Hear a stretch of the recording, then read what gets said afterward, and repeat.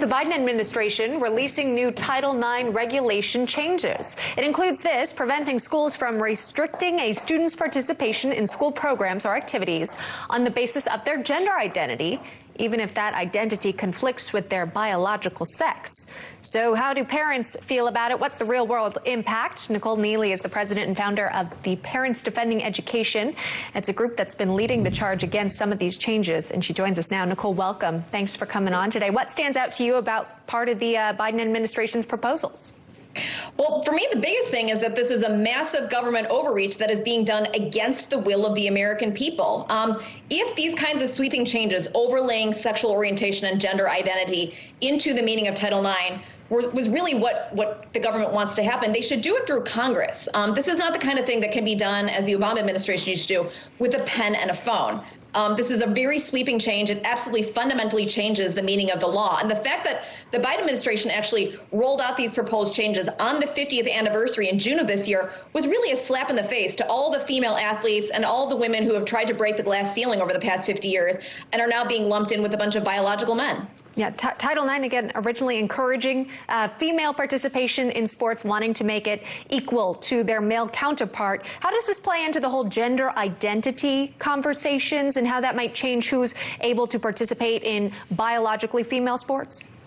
Absolutely. People can play on whatever sport with which they identify. And so this raises, I think, for a lot of parents, fairness concerns. The girls, the women who have spent thousands of hours of their lives trying to earn a place on the podium, trying to earn scholarships, and will now be competing against biological males. Safety concerns, the fact that not only in locker rooms, but also actually in competing in sports. Let's think about in the lacrosse setting. A male lacrosse player throws a ball an average of 85 to 95 miles an hour, and they wear chest protectors and helmets. Female lacrosse players throw balls an average of 45 to 65 miles an hour, and they wear neither. If a biological male were to compete against a female, she could die. Those are very real concerns, and for parents to raise these concerns, they're mocked and called transphobes and bigots. That's not what's taking place at all, and shame on the people who are doing so, because parents just want to protect their children. Right. You point out just the biological advantages men would have over women, especially when you're growing and developing at different rates in high school and through middle school. Talk to me about sort of the response that you've generated. I know your group has heard a lot of feedback. Parents are getting involved. What stood out to you from those comments? Sure. So the comment period is open for 60 days, and through our portal, we actually helped over 32,000 people submit comments in opposition to the Biden administration's rule, which is staggering. For this round of proposed Title IX revisions, over 230,000 people submitted comments through the Federal Register, which is an astonishing number. I think one of the highest numbers ever was the past time when this was done by Secretary DeVos in 2018, and they received about 124,000 comments. And so this blew that out of the water, showing how deeply unpopular it is, that people across the political spectrum are very concerned about this, the fairness, the privacy, the safety elements, as well as the impact on parental rights, which is something that this rule intends to gut.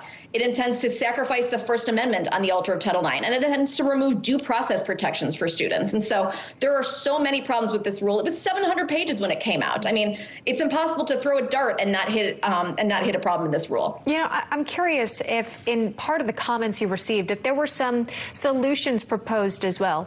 If there are some transgender athletes who wanted to compete, would there be a chance for them to do so that wouldn't impact a biological women's sports team?